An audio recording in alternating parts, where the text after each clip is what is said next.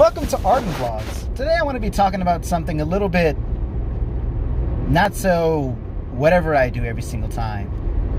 In the past I've made stuff where, let me review this food. Let me talk about this.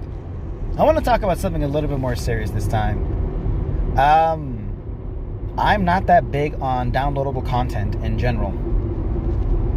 Is that a surprise? No, a lot of people are not really big on it, and it's not really a thing. It's just what I think of. And here's my reasons as to why. If it interferes or interjects with the story or does something that is necessary for the base game to feel whole and complete, it's a scam. I feel the game as a whole is not good if it needs to do that.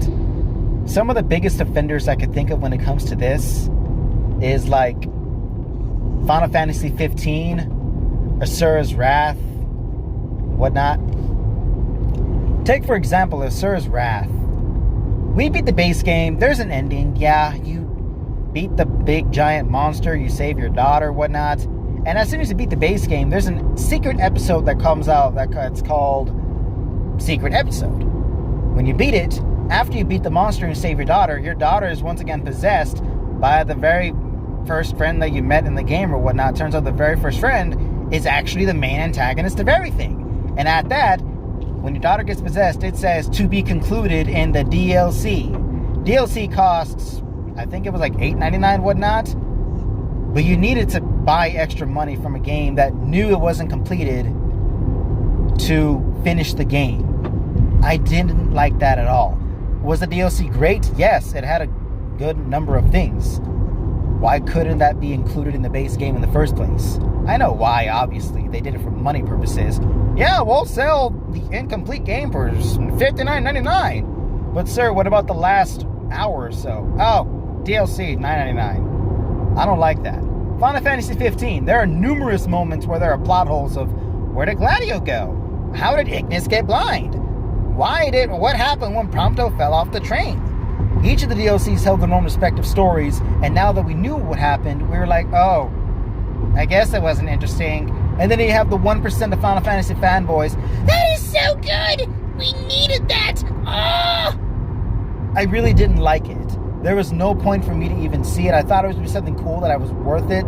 Gladio apparently fought Gilgamesh. Why is it still a piece of shit post all that? Oh, Ignis actually wielded the ring and was God for like a good 5 minutes. Well, it doesn't fucking matter since the event still played out. He didn't accomplish anything. Oh, Ignis, blonde guy, found out who he was, and now he has big character development. He never really did. It's just a cliche concept that I guess happened and went overboard. I don't know. Final Fantasy 15 is a really big fucking no-no for me for a good amount of reasons that I can probably make in a separate video.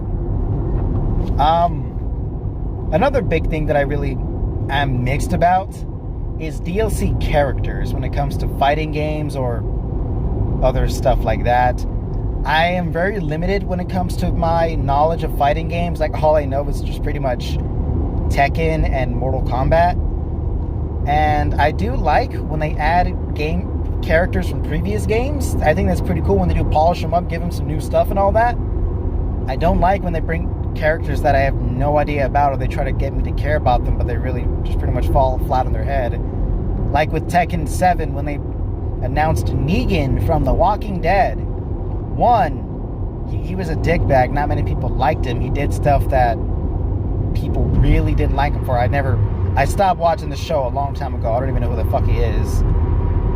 2, why are you bringing in a game that's popular in Japan, popular in America as well, I guess, but not as popular in Japan, an American TV series over there, which I don't even think they have a translation. I have no fucking idea. Don't at me with that.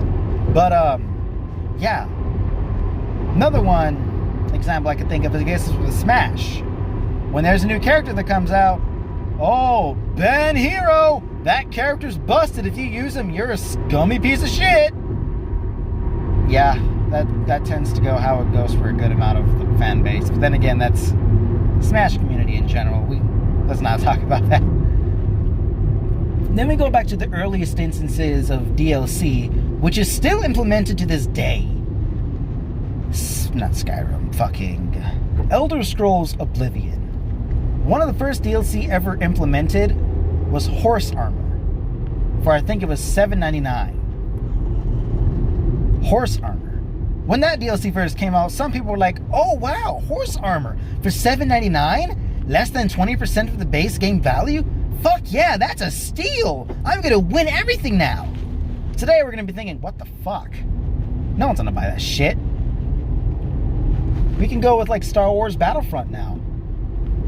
You can have loot boxes. You can roll as many times as you want. You might get that character. If you don't get them, buy more currency. It only costs $7.99. You're telling me you don't have $7.99 in your bank account to use for that? Then why are you playing this? Or other methods as of like, oh, it costs 100 coins to continue this battle because you lost. You only have 50? For the easy low price of 99 cents, you can get 50 more coins and rejoin the battle. You have 99 cents, don't you? Easy cash stuff like that. Of course, that's been going on for a long ass time. I'm not saying, oh, I barely figured out about this. Everyone fucking knows about this. I'm just giving my opinion of I really don't like that. And that's just pretty much how I feel. I don't think I've ever talked about that, to be honest. I've only been talking about certain games to the base value or what I like about them. I'm a big music guy when it comes to games, but I've never really been a part of the DLC fanfare. And with, I know, Kingdom Hearts 3's DLC's coming out, I know, as a matter of fact, it's going to be a fucking train wreck. I already know what's going to happen. It's not even a prediction. They gave everything away in the trailer. I know how it's going to be. Everything is just becoming too predictable today. I like it when DLC adds stuff post-game that doesn't interfere with the story. I don't like it when they add DLC for the story and interferes with it, and if you don't get it, you're completely out of the blue and you're ignorant about it. I don't like that. And I don't think people should accept that either. Unfortunately, we accept it as a society today because we do nothing about it. We don't really boycott it. We don't not buy it because people are like, oh, I don't like that, but I'll do it anyway. What is that going to solve? I don't know. That's just how I feel. Let me know how y'all feel in the comments if y'all really think about this or if y'all really don't care, or if y'all have an opinion about this. I want to hear, you know? Let me know what y'all think. Arden out.